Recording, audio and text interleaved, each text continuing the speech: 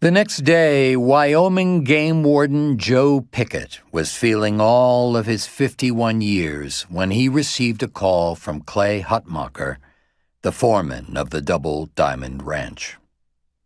At that moment, he was working his way down the side of a steep mountain on foot, wearing a day pack filled with optics and gear.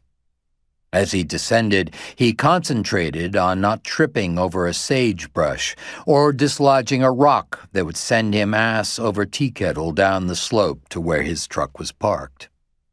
Although it wasn't yet noon, Joe was tired.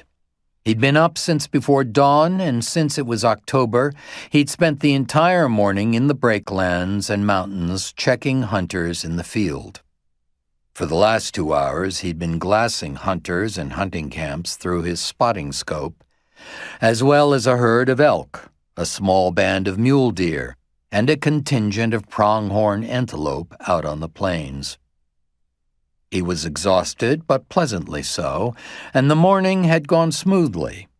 He'd witnessed no violations and issued no warnings or tickets and made no arrests. The camps he'd visited were generally clean, and the hunters he'd met were friendly and ethical.